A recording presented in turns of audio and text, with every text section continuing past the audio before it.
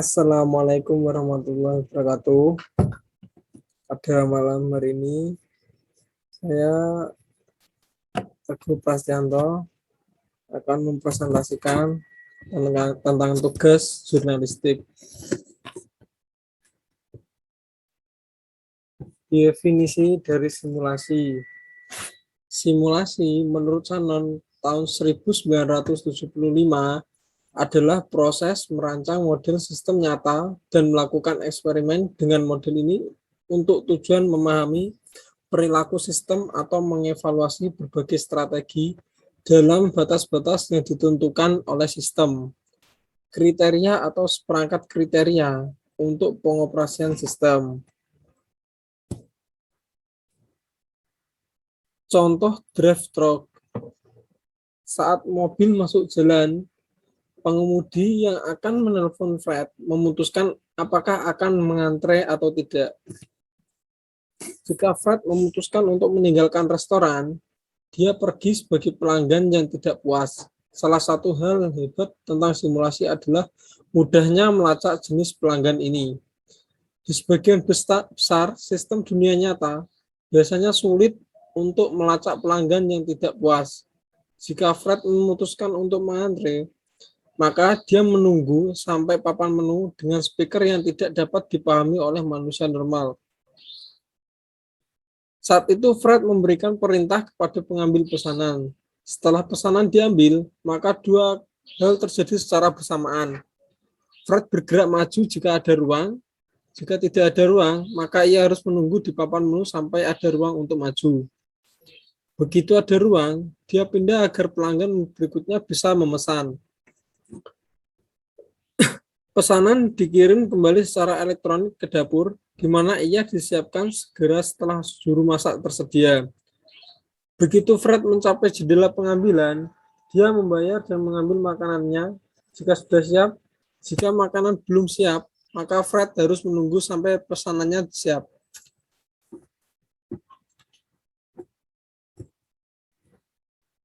Simulasi acara discrete struktur. Entitas. Fungsi suatu entitas menyebabkan perubahan dalam keadaan simulasi. Entitas memiliki atribut, kegiatan, dan acara. Kegiatan adalah proses dan logika dalam simulasi. Acara adalah kondisi yang terjadi pada suatu titik waktu yang menyebabkan perubahan keadaan sistem. Sebuah entitas berinteraksi dengan kegiatan. Entitas berinteraksi dengan kegiatan membuat acara. 3 jenis kegiatan utama dalam simulasi: penundaan, antrian, dan logika. Yang ketiga ada sumber daya. Sumber daya mewakili segala sesuatu yang memiliki kapasitas terbatas. Contoh umum dari sumber daya termasuk pekerja, mesin, hadir dalam sebuah komunitas. Yang terakhir, variabel global. Variabel global adalah variabel yang tersedia untuk seluruh model setiap saat. Kemudian ada generator angka acak. Generator angka acak adalah perangkat lunak rutin yang menghasilkan angka acak antara 0 dan 1 yang digunakan dalam pengambilan sampel distribusi acak. Kemudian kalender.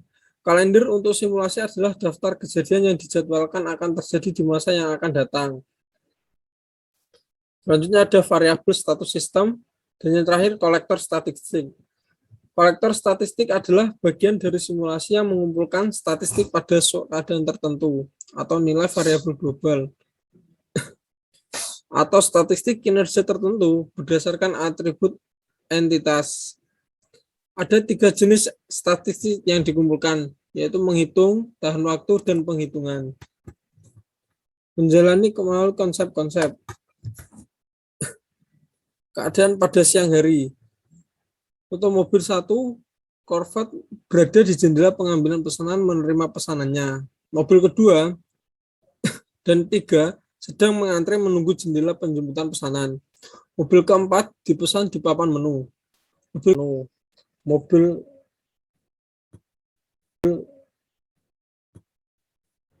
Mobil kelima dan keenam sedang mengantre di papan menu. Pesanan untuk mobil 2 sedang dimasak di dapur.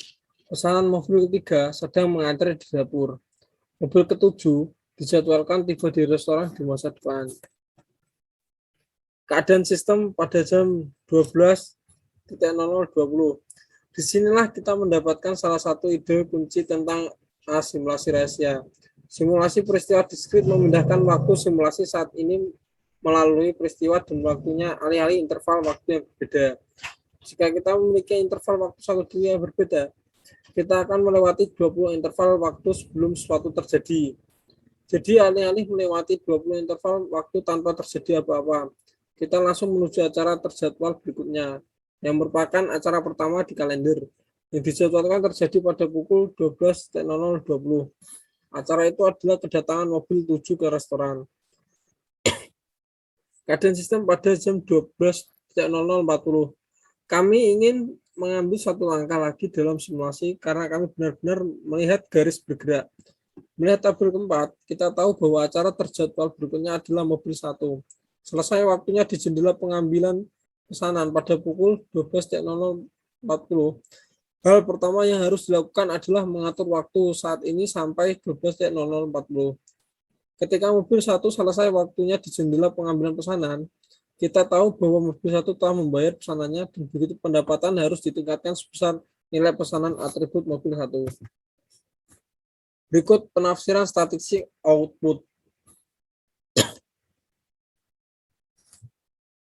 Tentang pendapatan, kehilangan pendapatan, pemanfaatan papan menu, pemanfaatan dapur, menu pemanfaatan order window papan, menunggu dalam antrean dapur menunggu, dalam antrean order window menunggu, dalam antrean, dan waktu dalam sistem. Jawaban yang dihasilkan oleh hanya satu putaran sebenarnya bukanlah jawaban sama sekali. Untuk memperjelas, mari kita ambil 100 lembaran dadu berikut. Anda akan berpikir bahwa 100 lemparan dadu akan memberitahu kita rata-ratanya. Tetapi jika Anda mengambil 100 gulungan pada tabel, rata-rata hanya 6,72. Apakah itu cukup dekat? Apakah Anda berani bertaruh bahwa 100 gulungan berikutnya akan menghasilkan rata-rata 6,72? Mungkin tidak. Berikut statistik skenario 1.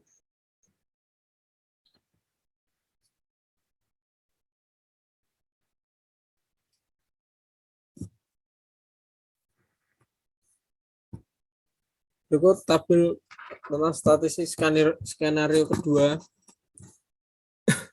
Dapat dilihat berikut hasilnya. Skenario ketiga, peningkatan waktu layanan. Mari kita coba satu skenario lagi. Skenario ini telah menemukan teknologi baru yang akan memangkas waktu layanan rata-rata di menu board dan order window sebesar 20%, dari 70 detik menjadi 56 detik. Berikut tabel statistiknya. Oke, next. Membuat skenario lain. Simulasi ini dan simulasi lainnya dapat digunakan untuk mengevaluasi banyak skenario yang berbeda. Jika orang yang membuat model memungkinkan beberapa fleksibilitas dalam struktur model, kita juga harus mempertimbangkan jumlah waktu yang dibutuhkan untuk menjalankan skenario baru. Dalam simulasi skala besar, untuk menjalankan dan mengevaluasi skenario baru bisa memakan waktu beberapa hari. Apa yang sudah kita pelajari dari simulasi komputer ini? Latihan ini menunjukkan beberapa hal tentang simulasi secara umum. Pertama, simulasi dapat meniru dinamis perilaku sebuah sistem. Itulah yang dibangun untuk dilakukan. Terlepas dari betapa kompleksnya suatu sistem, kemungkinan besar sebuah simulasi, ahli akan dapat membuat model yang akan mengevaluasinya. Namun, semakin kompleks suatu sistem, semakin lama waktu yang dibutuhkan untuk memodelkan, menjalankan, dan mengevaluasi. Kedua, Anda harus memiliki pemahaman yang baik tentang statistik simulasi. Penting selama pembuatan model agar distribusi input digunakan dengan benar. Hal ini penting selama analisis statistik keluaran agar keluaran tidak disalahartikan. Kesalahan dengan input atau output akan menyebabkan analisis simulasi menjadi tidak valid.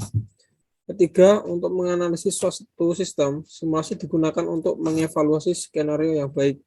Itu tidak memilih skenario terbaik untuk Anda. Ini mungkin tampak menjadi masalah. tapi kebanyakan manajer tidak kekurangan skenario atau dievaluasi. Keempat, skenario yang Anda pilih dihasilkan oleh Anda yang bukan sistem. Disinilah keakraban dengan sistem yang dipelajari dan keakraban dengan konsep dinamika sistem sangat berharga. Oke, cukup sekian presentasi tentang jurnalistik simulasi komputer.